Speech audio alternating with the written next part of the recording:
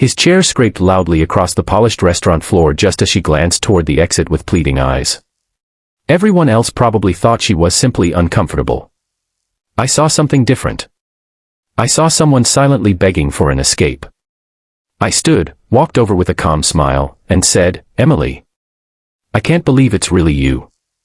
Her confusion lasted barely half a second before she understood exactly what I was doing. She smiled with obvious relief, looked back at her stunned date, and said, "Oh my goodness. I completely forgot I promised to meet him." That single sentence changed both of our lives in ways neither of us could have imagined. Some moments arrive without warning and quietly rewrite an entire future. We spend years believing life changes through carefully planned decisions, only to discover that everything can begin with one unexpected conversation between strangers. Tonight's story is about courage, kindness, second chances, and how helping someone without expecting anything in return can lead to the most extraordinary surprises. If you've ever wondered whether one small act of compassion can truly change two lives forever, stay with me until the very end because this story proves that sometimes destiny hides behind the most awkward situations. Before we begin, if you enjoy emotional and inspiring stories like this, make sure to support the channel by liking this video, subscribing, and sharing your thoughts in the comments. Your support helps us bring more powerful stories of kindness, hope, and humanity. My name is Daniel, and until that Friday evening, my life followed a routine so predictable that even my friends joked they could schedule my entire week without asking. I worked as a freelance graphic designer, lived alone in a modest apartment overlooking the river, and spent most evenings exploring small cafes or bookstores after work. Relationships had never been my strength. After a difficult breakup 2 years earlier, I convinced myself that focusing on work was safer than risking another broken heart. That evening I had chosen a quiet Italian restaurant simply because I wanted lasagna and an hour without emails or deadlines. The place buzzed with soft conversations, clinking glasses, and gentle jazz floating through hidden speakers. Families laughed together. Couples leaned across candlelit tables. It felt warm, comfortable, and ordinary. Until I noticed her. She sat 3 tables away wearing a simple blue dress and a nervous smile that looked more polite than genuine. Across from her sat an expensive-looking man in a perfectly tailored suit who never seemed to stop talking about himself. Even from a distance I caught fragments of the conversation. My investment portfolio doubled last year. I only fly business class. Most women appreciate a successful man. Every sentence started with I. Emily barely spoke. Whenever she tried, he interrupted before she finished. She reached for her water several times without drinking it. Her shoulders remained tense, and every few minutes she glanced toward the entrance as though hoping someone would magically appear. Then came the moment that convinced me something wasn't right. He reached across the table and grabbed her hand without asking. She pulled it back immediately. He laughed as though her discomfort were adorable. "Relax," he said loudly. "You're too serious." She forced another smile, but her eyes revealed exhaustion. I told myself not to interfere. Maybe I misunderstood. Maybe they knew each other well. Maybe this was simply an awkward first date that would end in an hour. Then she quietly excused herself and walked toward the hallway leading to the restrooms. As she passed my table, our eyes met for barely a second. There was fear there. Not panic. Not danger. Just the desperate hope that someone, anyone, would notice she wanted out. When she disappeared around the corner, I wrestled with myself. Interfering in strangers' lives rarely ended well. Yet doing nothing suddenly felt impossible.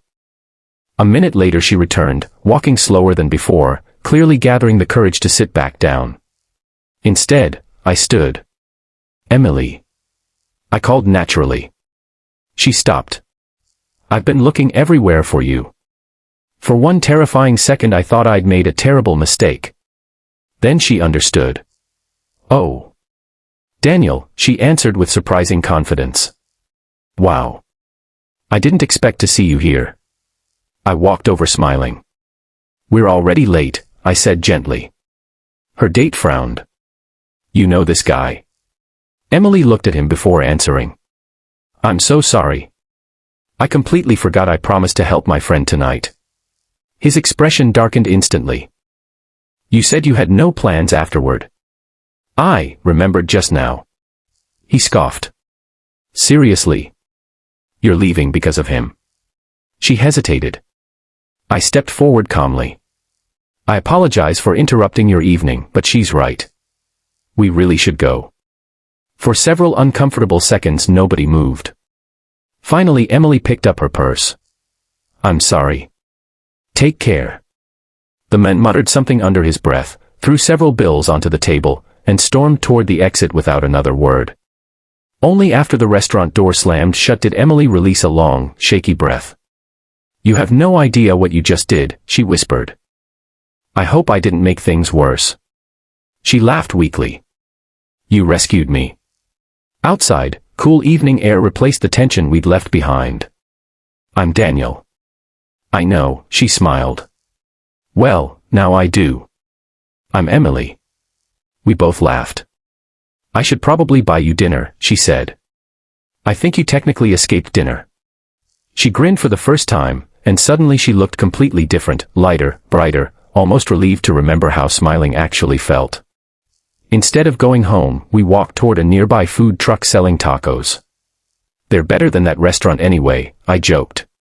She raised an eyebrow. Bold claim. You'll see. While waiting for our order, she finally explained everything. The man was named Victor. A coworker had insisted they would be perfect together. He looked charming in photos, Emily admitted. But he spent 2 hours interviewing himself. I laughed. That sounds accurate. He asked exactly 3 questions about me. What were they? What's your favorite color, where do you work, and whether I'd ever consider moving overseas if his career required it. And he interrupted all 3 answers. We burst into laughter loud enough to make the taco vendor smile. For the next 2 hours we wandered through downtown streets filled with music, glowing shop windows, and people enjoying the warm summer night. Conversation flowed effortlessly. We talked about childhood dreams, embarrassing school memories, favorite movies, family traditions, and the strange twists life often takes.